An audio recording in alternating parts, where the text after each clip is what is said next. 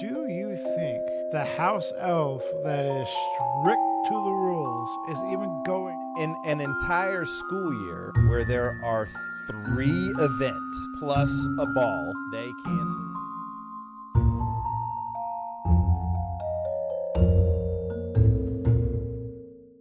So, Andrew, remember a couple chapters ago, I believe it was the Dark Mark. Somebody can correct us if we are wrong, but Charlie and Mr. Weasley got into an argument about cobbing. And for the life of us, we cannot figure out the context for that for the wizarding world. Yeah. But thankfully, a couple people have came to our rescue. Yeah.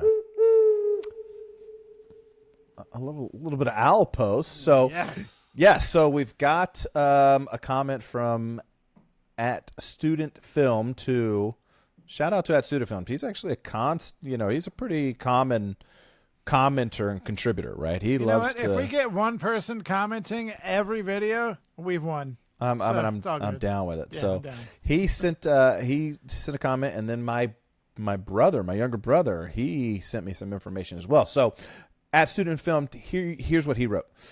In the wizarding world, cobbing is a foul in Quidditch defined as the excessive and illegal use of elbows against opposing players, usually with the intent to shove, block, or hurt them while flying.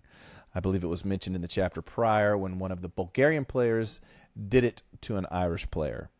He does go on to say that he likes my version a lot more, though, about beating children with the paddles. So here's what my brother sent me. In the wizarding world sport of Quidditch, cobbing is a very common and illegal foul. It refers to a player excessively using their elbows to strike or harm an opposing player. In the rules, it says all players on broomsticks, chasers, beaters, keepers, and seekers are strictly forbidden from making deliberate elbow contact with opponents. Committing this foul results in a penalty awarded to the opposing team. So there we go. It is a foul using excessive elbows. You know what, you guys, at Student Film, and insert your brother's name here. Ryan. Thank you so much, because it made 0 sense why they would just randomly be talking about something not related to anything going on. Well, and my first thought was, because cobbing was talking about with paddles, I was like, well, is it a foul committed by beaters since they have the bats? But again, I didn't do a deep enough dive. That's on me. That's on me. We see cobbing quite a bit, now that I think of it, quite a bit throughout the movies at least. Well, and it makes references to the Bulgarian player. It makes references to the Philosopher's Stone film. Here's what it says. This foul is prominently featured in the Harry Potter and the Philosopher's Stone film when Harry and Slytherin seeker Terrence Higgs elbow each other trying to catch the snitch, as well as during the 1994 Quidditch World Cup final. I'm pretty sure their captain too, Marcus Flint. Was that He's captain? The worst. Yeah, he was doing it a lot. He was a big D word. So, welcome back, witches, wizards, and muggles to Squib's Corner. I am Jeremiah, and I'm Andrew. And man, we've got a fun chapter tonight. Fun chapter tonight. We're in chapter 12, the Triwizard Tournament of Book 4, Harry Potter and the Goblet of Fire. What do you think about this title? I just want to cut right in right there because I know you hate titles. We talk about it all the time. I don't like. The tournament is barely talked about, and this is more of a welcome back to Hogwarts. And she puts in a lot of, and by the way, this is who this character is, and and by the way, this is what we do here, and so it's okay. I tend to try to leave that stuff out because I think okay. I think we know we know where we're at and what we're doing. Yeah, we're in book 4. We don't need to describe who Hagrid is and how tall he is and how wide he is. But that's okay. That's okay. Before we move forward, let's recap chapter 11, and I'm going to make this super, super brief. Aboard the Hogwarts Express. Choo-choo! The Weasleys and every other student that's going to Hogwarts via King's Cross Station, platform 9 3/4, are predominantly aboard the Hogwarts Express in this chapter. We're headed home. Yeah, we see Draco Malfoy, who is the worst, Crabbe and Goyle, who are also the worst, and then they get to... It rains a lot in that chapter. A lot of rain. Yeah, it's raining the whole time. So they get back to school and they make it up to the castle, and then that really brings us to where we are. Yeah. So I think before we jump into really everything else, I wanted to give a huge, huge shout out and a huge thank you to everybody that's watching, everybody that comments, everybody that likes, subscribes, and shares. It's super cool. It's super awesome. Thank you so much for your continued support. It really does mean a lot to Jeremiah and I. And we're so grateful that you're along for the journey. Mm-hmm. Along for the journey. So let's get in it. A little 7-word summary action.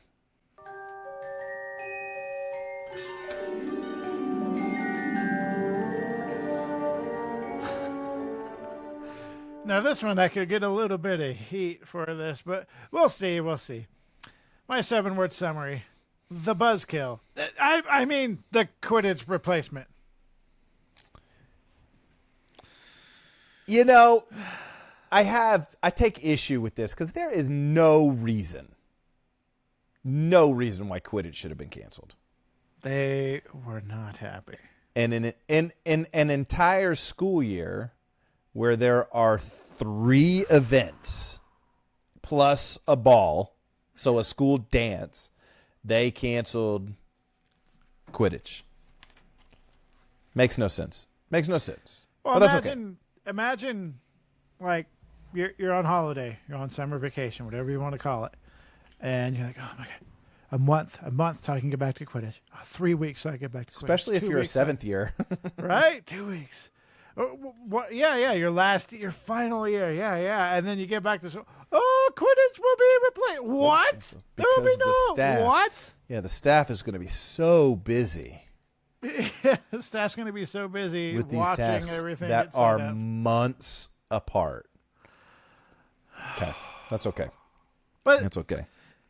You got to do your 7-word summary still, but would it make a difference if? Because each school, you got to choose a champion. What if the champion had nothing to do with Quidditch?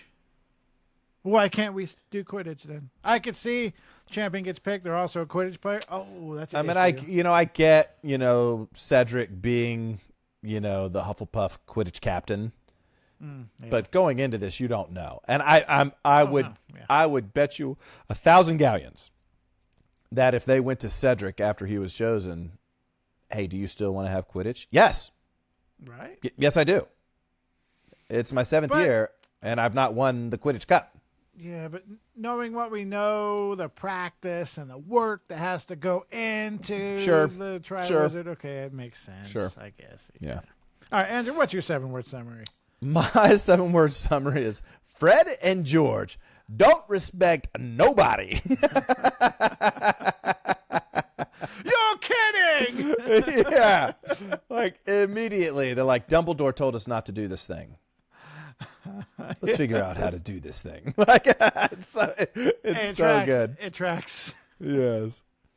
So the 7 chapter notables, I tend to, sometimes I do these as I'm doing the script. I go, oh, this could work. Oh, this could work. Yep. But then I go back and see what can fit. I had exactly 7 chapter notables. So there you go. I kept it. Chapter notable number 1, welcome home. Chapter notable number 2, they've been brought up before, but only briefly, the Patil Twins. And they do play somewhat of a role. Nah, it's not a very big, important role, but they're involved. So I'm just gonna give you a slight correction. Patil and Patel are not the same last name. The Mattel Twins. Patil, not the Mattel. They are not toys from Mattel. Number 3, the Sorting Hat sings again. Number 4, House Elves in Hogwarts. Number 5, wait, no Quidditch? Rubbish! Number 6, the Triwizard Tournament. And number 7, Professor Moody.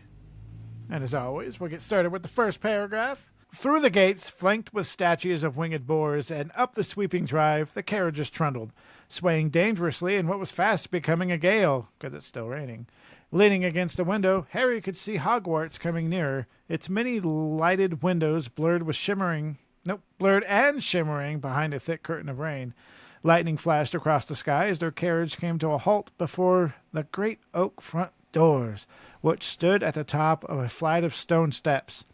People who had occupied the carriages in front were already hurrying up the stone steps into the castle. Harry, Ron, Hermione, and Neville jumped down from their carriage and dashed up the steps too, looking up only when they were safely inside a cavernous torch-lit entrance hall with its magnificent marble staircase. It is a long intro. I think that's the longest first paragraph that we've had in a chapter. But it immediately brings us into chapter notable number 1. We're back home. Yes. We finally are back at Hogwarts. Chapter 12. Chapter 12. That's crazy. Chapter 12. And to think some of the other books, Chapter 12. I mean, you look at book 1. I mean, we're midway through the plot. Some of the latter books, we don't get to Hogwarts till towards the end of the book. Yeah, chapter 12 is chapter 12. I mean, yeah, some of the up until now, though. Up until now, it's pretty. So it must have been a good feeling. What a great feeling it has to be to step inside Hogwarts, this magnificent castle again with the ghosts and teachers and wands, the moving staircases, the lantern-lit hallways, the feeling of water balloons falling all over your head, and the wetter you are, Wait a second. Yeah. That sucks, because Peeves, for those of you that haven't read the books, and those of you that have only seen the movies, right, you don't even know who Peeves is. So they're drenched, coming into Hogwarts like, yes, we finally made it, and now they've got an upset poltergeist pelting... I guess he is upset. Yes, he is upset. He is upset. At this point, we do find out that he is upset. And Professor McGonagall has to put a stop to this right away. After she slipped, right, the entrance hall is soaked because it's been raining. People come in, and they're soaking wet. So Professor McGonagall, she almost slips. She grabs Hermione around the neck to stop herself. And she's like, "Ooh, sorry, dear." And so then, she threatens. It's really weird. She threatens, Peeves. And then later it's like, oh, really only the Bloody Baron is afraid, can control Peeves. But then McGonagall's like, I'm going to get Dumbledore. And Peeves is like, okay, I'm done. So the whole power dynamic here I just like the part where McGonagall slips and grabs Hermione. It almost humanizes her, right? Because, sorry, Granger. Yes. So anyway, Peeves, he hurls one more water balloon, and I love his excuse. She's like, "Don't throw water balloons." He's like, "They're already soaking wet." I'm not making it worse. You got a point. So anyway, that stops. They go into the entrance hall, because if you'll remember, we haven't seen a sorting ceremony since book 1. Mm-hmm. Right? So that's the last time that Harry is there. And so I was like, it's got to be there somewhere. Oh, this is the first of many, many pop quizzes here. I'm so excited. I'm ready. A little proud of myself. So this is a 2-parter. I got that from you. Part 1. So this is Harry's first time being at a sorting ceremony, like you just said. How many has Ron been to at this point? Ron has been to 2. So in the second year, Ron and Harry both missed it because Dobby had blocked the entrance to platform 9 3/4. So they flew the Ford Anglia to the castle. Last year, Harry passed out due to the Dementor, and they sent him up to the hospital wing. Ron was obviously fine, so he got to go to the sorting ceremony. Yeah. So you just took part 2 away from me. So. Oh, I apologize. What was part 2? Part 2, you answered part 2. You gave the reasons why. So. Okay. I like to show my work. Overachiever. You asked me a question. Except when it comes to math. That's all up here. Screw you, elementary school math teachers. I do walk around with a calculator in my pocket. So one of the characters that they point out pretty quickly, Colin Creevey, right? He's back. If you don't remember Colin Creevey, He was, the kid from last year that loved to follow. He was a first year last year. No, he was a first year in year 2. First year in year 2. And he loved to follow Harry around and take pictures of him. He's Muggle-born, so the whole he is us. He is us if we went to Hogwarts. He is. Yeah, a year behind Harry Potter. Mm-hmm. So Colin Creevy's back, and we learned that he has a brother at Hogwarts, and this is going to be his first year. And now Harry is like, 2 Creevies? 2 Creevies? Can I pop quiz you? Can I pop quiz you right now? Oh, can you pop quiz me? Can I pop quiz you? I know this is your episode, but... Hey, man, the more pop quizzes, the merrier. Pop quiz. Real quick. What is Colin's little brother's name? Dennis Creevy. Boom. Okay. Boom. We're starting off strong. We are. So, we all know that the Weasleys are all sorted into Gryffindor. Every single one of them. So, we could assume that the twins are all sorted into the same houses because Fred and George, they're twins. They're in the same house. Or he talks about siblings. Harry asks, do all families get sorted into the same house? Yeah. Well, it also says siblings, too. Like, the twins, they get sorted into the same houses. But Hermione cuts in and points out, no, it's an incorrect assumption. Because chapter notable number 2, the Patil Twins, Pavarti and Padme are in separate houses, with Padma being in Ravenclaw and Pavarti being in Gryffindor. So, twins do get separated, which sucks. I don't think I'd like that. I don't. It's like being separated from your very best friend. Yeah. I could see you're going in hoping that you're in the same house, and then, I could see that it has its advantages. Yeah. But still, yeah. Yeah, that would suck. So, also remember that every year we have a new Defense Against the Dark Arts teacher. Except right now, Hermione points out that the seat is empty, and she, being Hermione, immediately panics. I would like to pop quiz you again. Because we're just having too much. We're just gonna. This is the pop quiz chapter. Can you give me another example of siblings being sorted into different houses? That's a good one. Can I? You're going to kick yourself when I tell you. There's going to be a lot of radio silence right here, so I might have to just cut until I say I can't give you the answer. There, I don't need a cut. You tapping out already? I'm tapping out, yeah. Sirius Black and Regulus Black. Oh. Regulus. Well, all of the Blacks were Slytherins, except for Sirius, who was sorted into Gryffindor. Nice. That is a good one. That is a good one. I applaud. Oh, applause.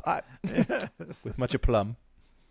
So with Hermione panicking, she says, maybe they couldn't get anyone.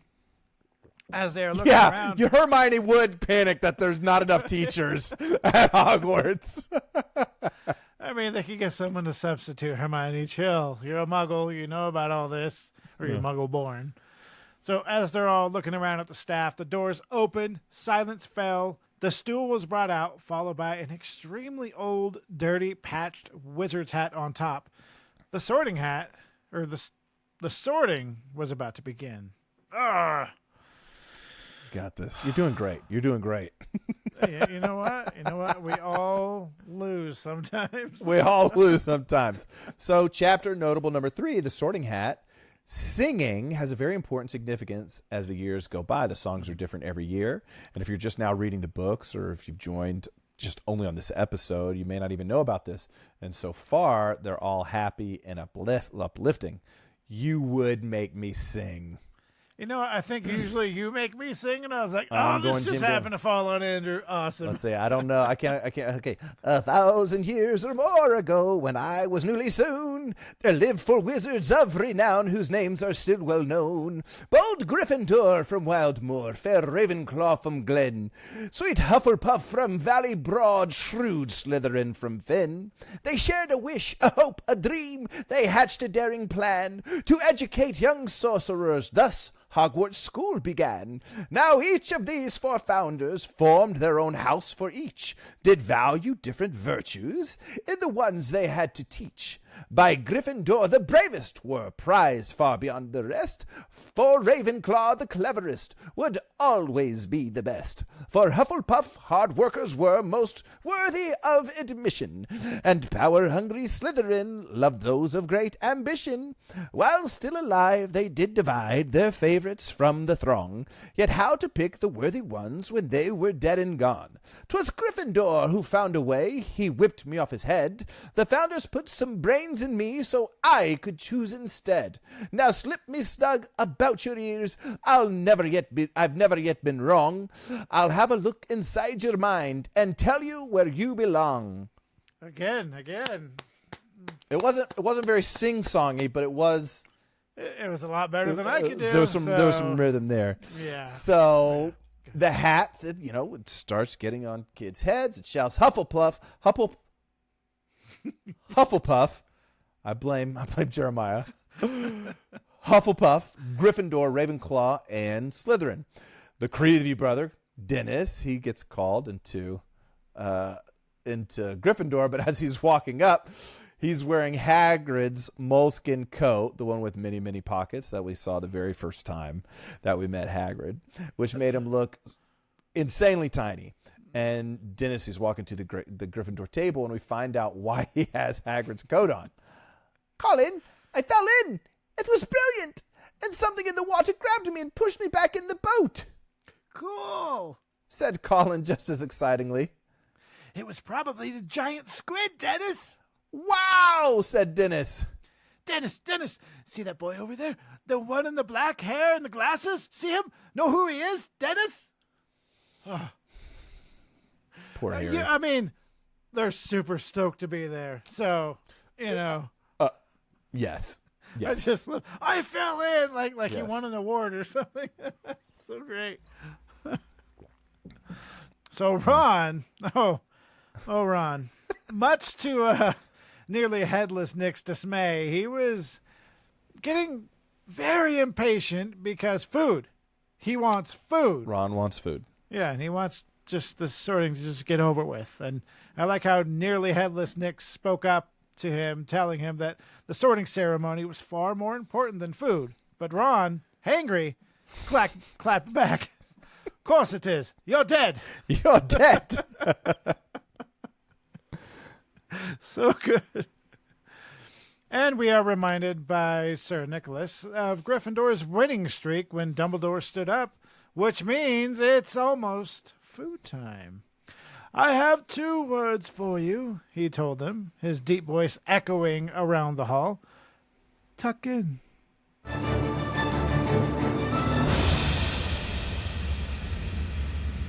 Now, I don't know if we've done this before, if we've talked about it. This is a 2-parter. How old is Dumbledore this school year?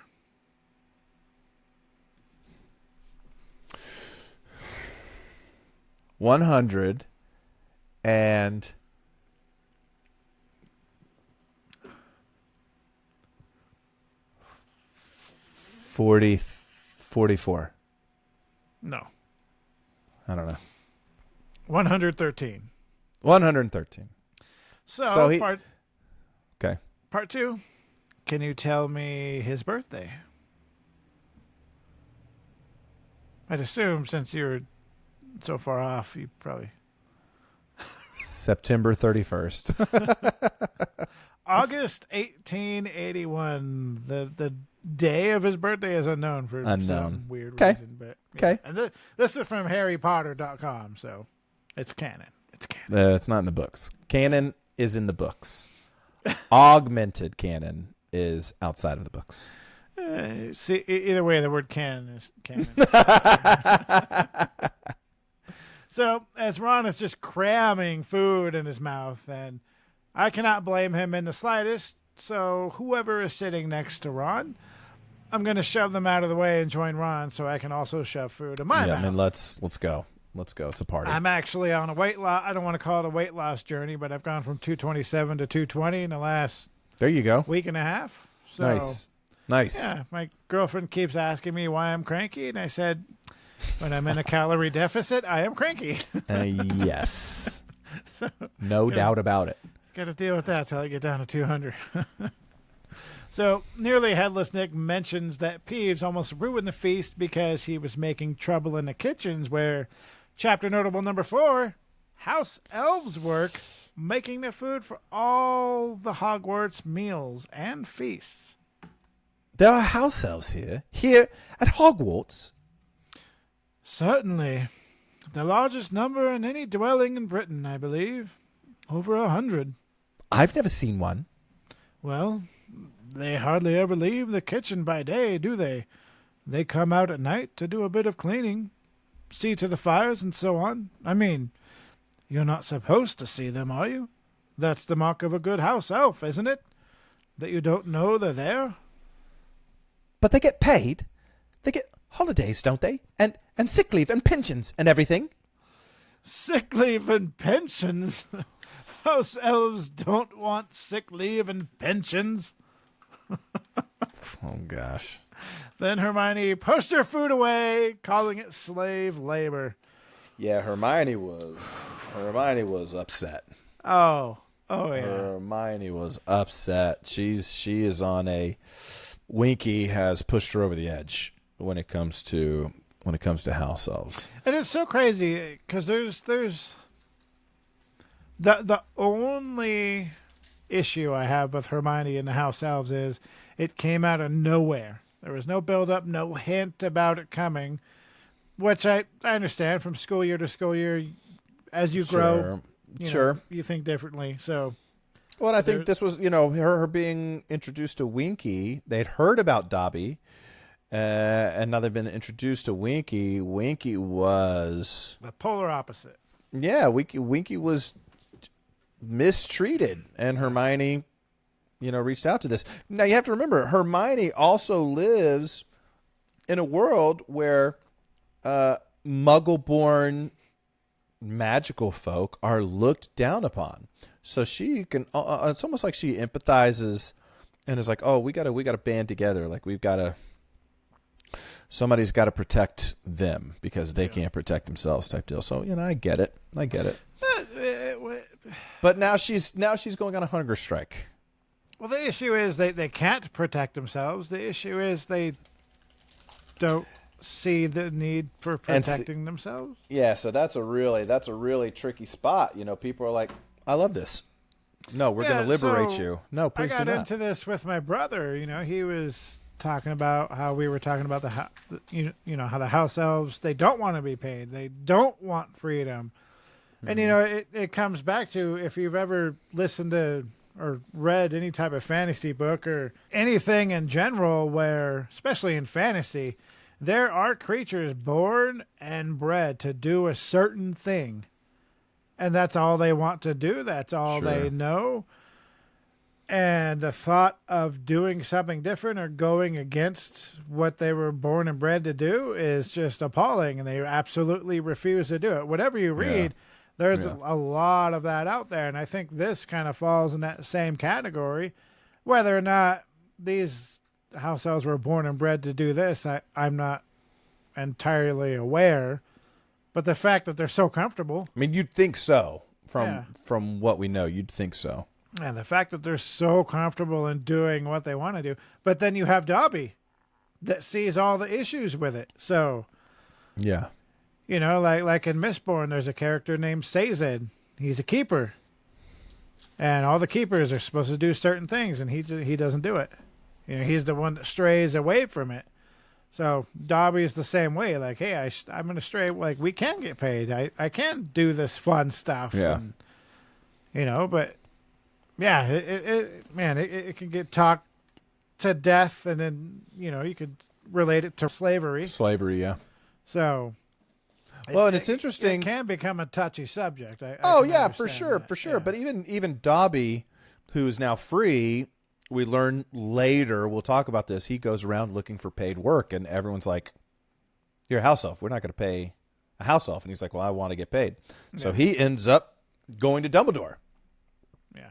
Right? And Dumbledore's, yeah, I'll pay you this much and give you this time off. And Dumbledore's like, no. Don't pay me that much. Don't give me that much time off. No. There's no way that I can do that. So, even Dobby kind of, though he's kind of broken the mold, he hasn't broken free. It only takes one person to try to break the mold, and then it kind of domino effect from there. Hopefully, right? That's well, yeah, hopefully. But what we read later, the house elves, they don't want anything to do with Dobby. Yeah. No, we're ashamed of him. Kind of backed himself into a corner with them. Yeah, but so anyway, the feast ends, and Ron is trying to convince Hermione of all of the delicious things to eat, and she's like, "No, I'm not doing it."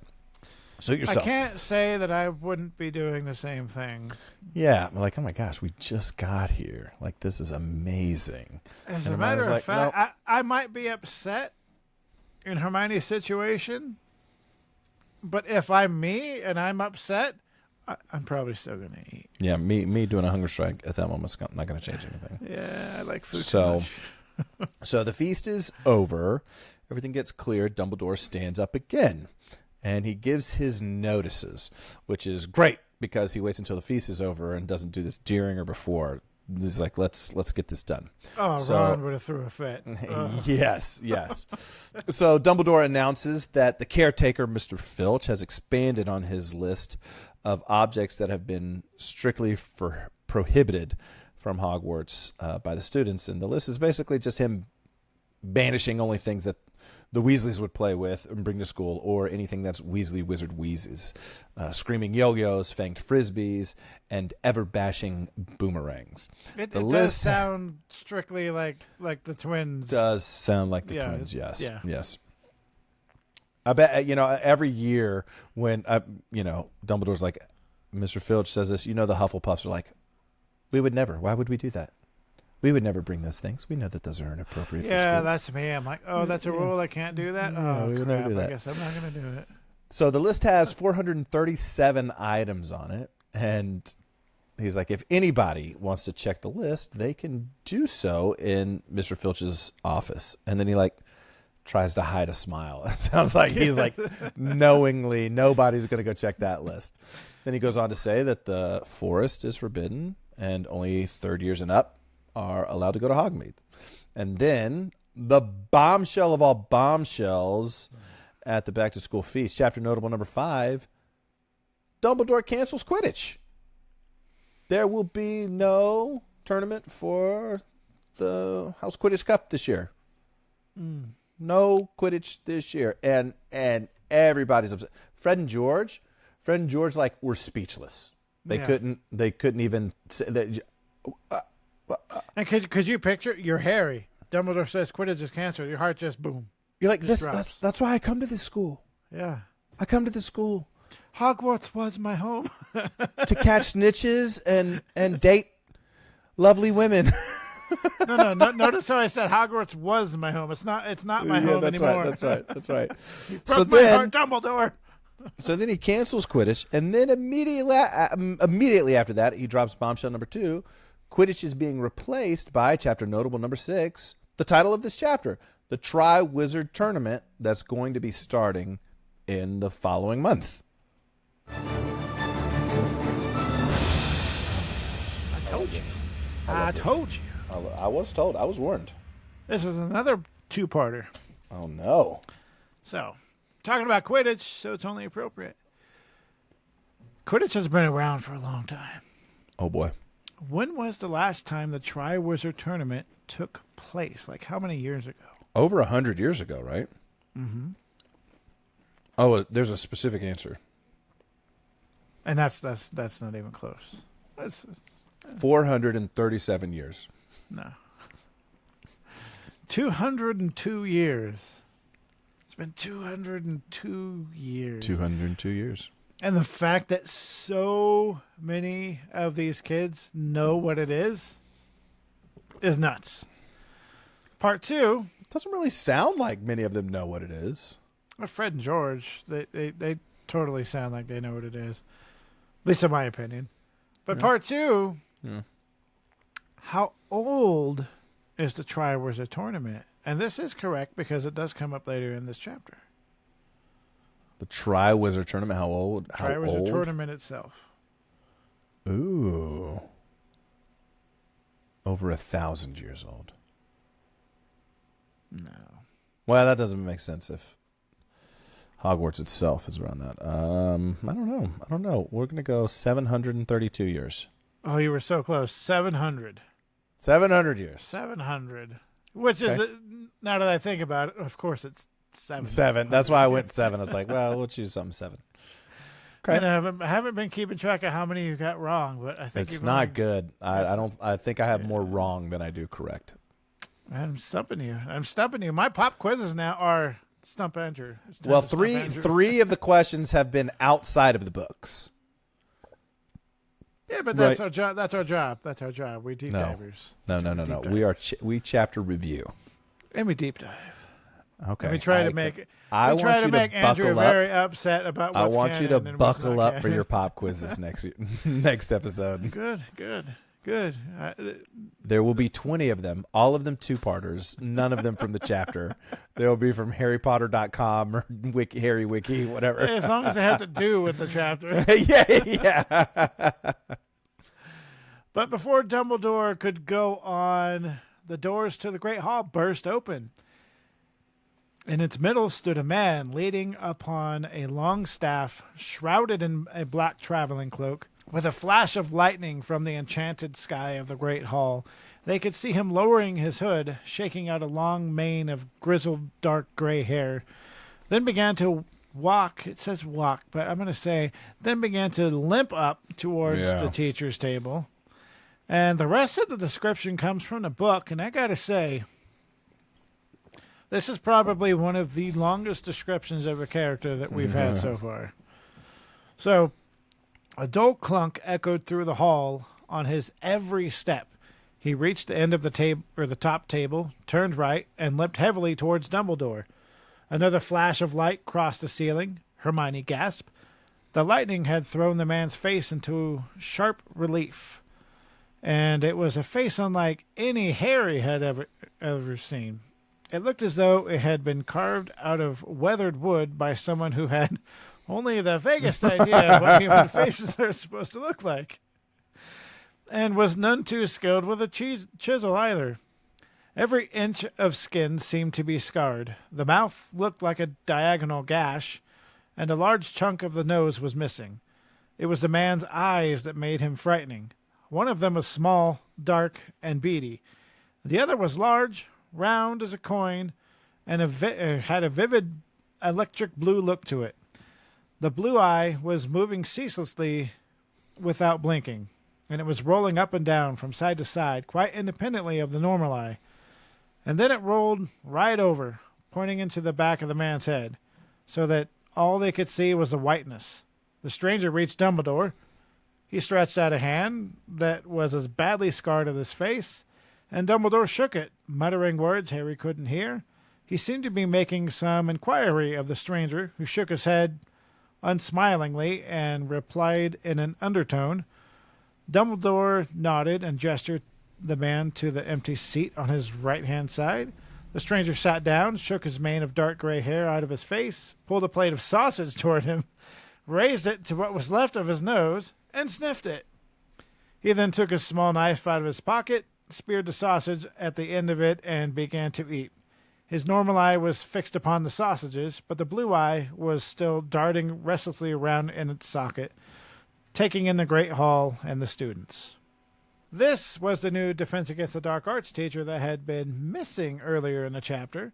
Chapter notable number 7, Professor Moody.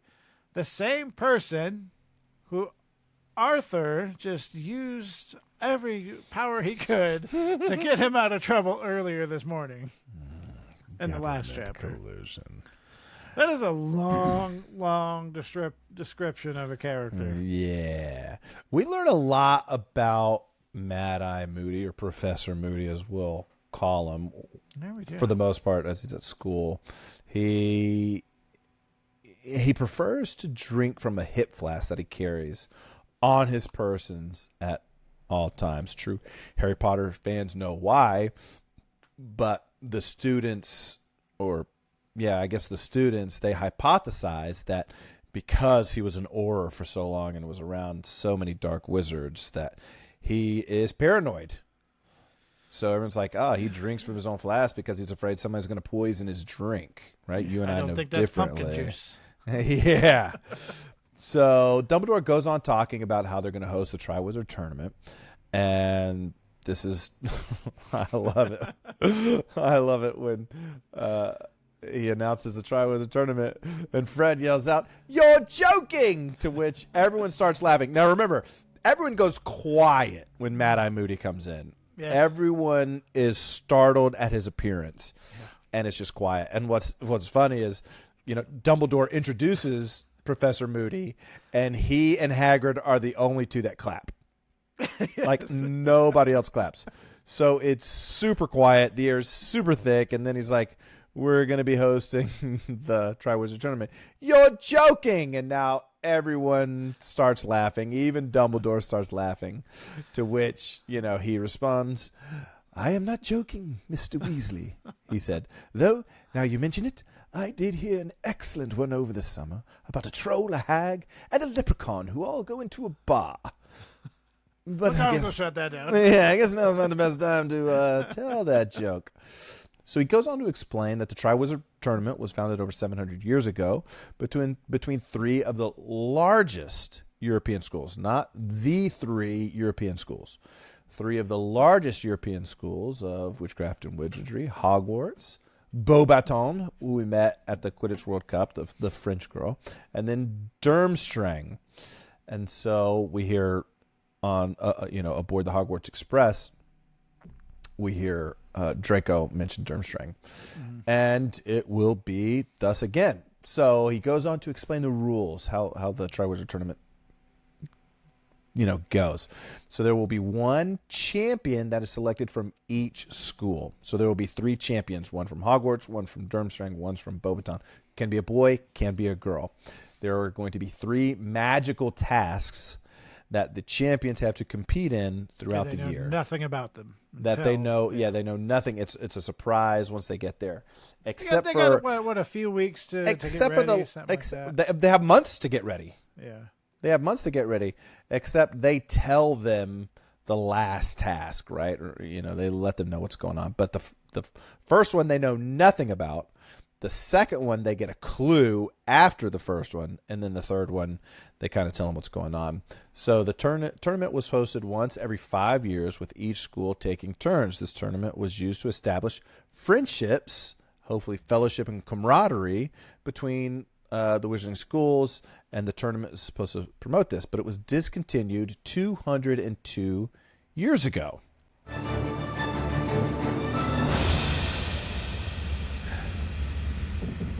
Andrew, there's a big reason why it was discontinued 202 years ago. What is that reason? The dead bodies kept piling up. Yes, exactly. Yes.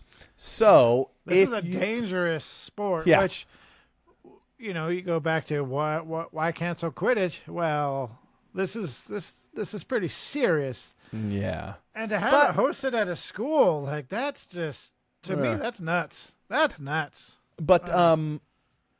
But even Dumbledore says, look, we've tried to bring this back several times and it's never worked out. Now's as good a time as ever. We're bringing it back, but we're going to make sure that none of the house champions, the house champions or the school champions, are in any danger or any mortal danger.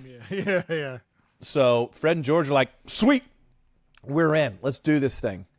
However, due to the difficulty of the tasks and the danger of the tasks, just like we heard the Weasleys talking about, Mrs. Weasley's like, well, with the new rules, what rules? What rules? You now have to be of age to participate. And in the wizarding world, of age is 17. So only students who are 17 or 18 years old are allowed to compete in the Triwizard Tournament. there will be magical defenses around what they call an impartial judge. There will be an impartial selector who chooses the school champions. It won't be Dumbledore. It won't be any of the other headmasters. It will be an impartial judge, and there's going to be magical defenses so that you won't be able to trick this impartial judge. And then Dumbledore's like, "Cool, good night. Go to bed. Go to bed." And they're like, "What? Here's a super serious thing. You're all tired. Go to bed. You've been fed and watered. Go to bed. Go to bed. Quidditch is canceled." And by the way, no dairy. What? Sending us away with that? So naturally, there was excitement all over. Fred and George said they don't care. They're still going to enter despite the rules. And Ron, not only despite the rules, but Ron and Hermione are both like, "Hey, you're not of age," and especially Hermione. Like, "Hey, you're only 16. There's people that have died. There's reasons for the rules." Yeah. A little mother figure popping in there. Yeah. But Ron, surprisingly, to me at least, was like, oh well, hey, it'd be nice, but I guess we're too young. We haven't learned enough. He just doesn't care. But then they're like, "Ron, if we can figure out how to trick this thing, you in?" Ron's yeah, I could see that. Yeah. But then Neville's voice cuts in, sounding like Eeyore from Winnie the Pooh. "I definitely haven't. I expect my Gran would want me to try, though.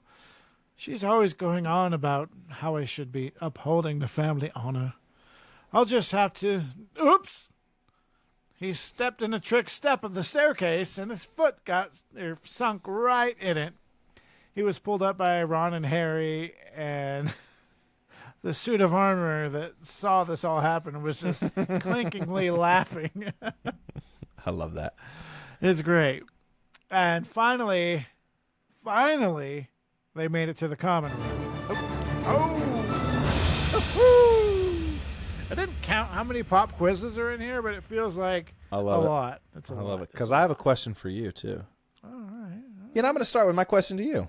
Oh, fine. Fred and George are 16 years old, and they say, "Not fair. We will turn 17 before April. I think it was April. April what? When are the twins' birthdays? April 7th. That's a great but terrible guess. April 17th. Think of the twins. April 2nd. April Fools. Ah! Their birthdays are April Fools. Dang it. Of course. Okay, so today being September 1st, I mean, they're what, 7? October, November, December, January, February, March, April. Yeah, 7 months. 7 months. Yeah. 7. 7. All right. Yes. What's your pop quiz to me? So every year there's a new password for every common room. And I think you know what's coming. What is the password for the Gryffindor common room starting with this year?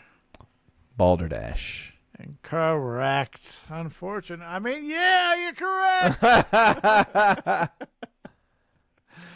Hermione steps into the common room and was immediately appalled. Slave labor. Over how clean it was. Ooh. She now knows how the whole castle gets cleaned. Which, I mean, I always assumed the castle got cleaned with magic. Always. That's yes. Yes. But this, honestly, the Harry Potter books make magic seem like a precious commodity. To be used sparingly. And I think technically, the house elves do use magic. Right, I think they do use magic. Not as much as they could. That's interesting. Yeah. Well, yeah. We know we know they're magical. But they're just not allowed to use a wand. They're not allowed to use a wand. Which they don't need a wand. No, they're yeah. Yeah, that's. That's interesting because they made it sound like Winky did this atrocious thing performing magic. She could perform magic anyways. But do you think Yes, I do. the house elf that is strict to the rules is even going to use magic? Depends on whose rules. I mean, now they're working for Dumbledore, True. right? So But we know I that. always have Winky on the mind. Yeah. Like, oh, we're allowed to use it, but no, I'm not going to use it. Dobby's like, yeah, I'm going to use it. Well, you have to. So you have to remember. Let's rewind. Spoiler alert, right? Let's rewind. So at the Quidditch, right after the Quidditch World Cup, Winky is, bound basically to Barty Crouch Jr. Mm-hmm. Right? So magically, they say it's almost like a rope, was holding her back. She's running in slow motion, all this stuff. So, we see, Well, even if it wasn't magically bound, I mean, under a cloak, you could call that magic, I suppose. But and she wasn't under the tied cloak. to your leg. But they have, so like obviously later we're going to see the kitchens, and there are 4 huge tables in the kitchens that are in perfect alignment with the tables in the Great Hall. So they put the food on those tables, and then they're magically, go from those tables. So I mean, I think there's magic involved. I definitely don't think. Let's say it, I think Dumbledore treats the house elves better than he treats Filch. Filch running around with mops. He just probably rolls his eyes when he sees Filch. I'll just let him do whatever he's doing. Yeah, and so the house elves, I'm sure he's like, look, you're tending to the fires, snap your fingers. You're tending to I wonder if you know, or if you don't, if somebody listening knows. I wonder what the extent of their magic is. Is it just super basic magic? Accio, Wingardium Leviosa, things like that? That's a good question. Well, we know they can. We know they can apparate and disapparate. Yeah. Which is difficult in and of itself. Mm-hmm. And they can even do that in situations where wizards can't. So, but that's definitely also a different type of magic. Well, and that's also in both of those places that we see it happen are, places where, Voldemort or his followers don't consider beings lesser than them. Yeah, right? Yeah. So it's really interesting if you think there's some cool little things in the books.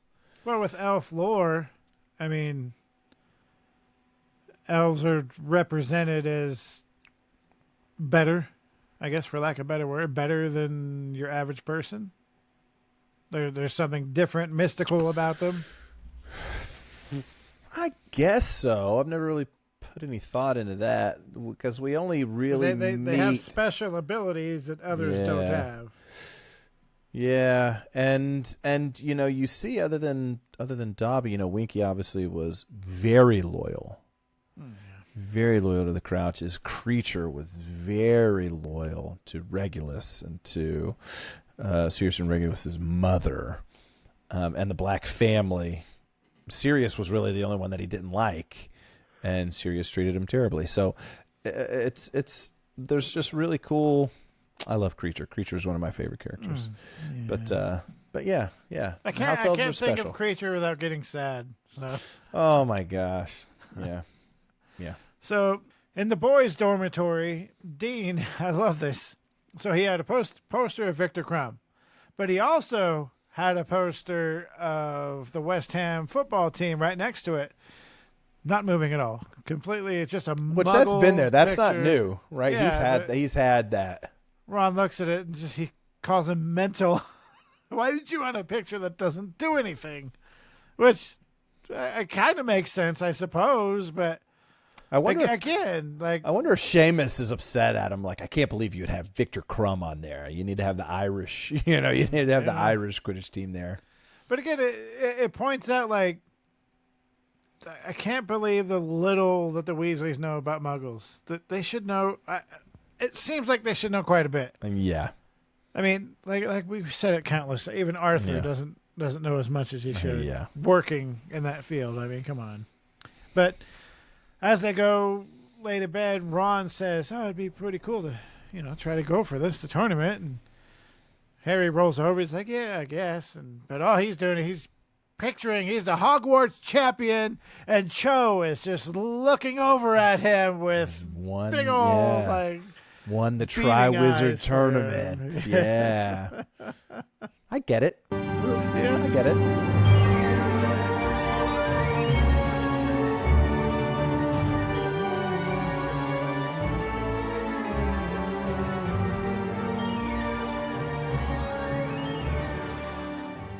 What are your final thoughts on this chapter? It's actually a pretty good chapter. I didn't really see anything wrong with it, honestly. Yeah, love the chapter. We're back at school.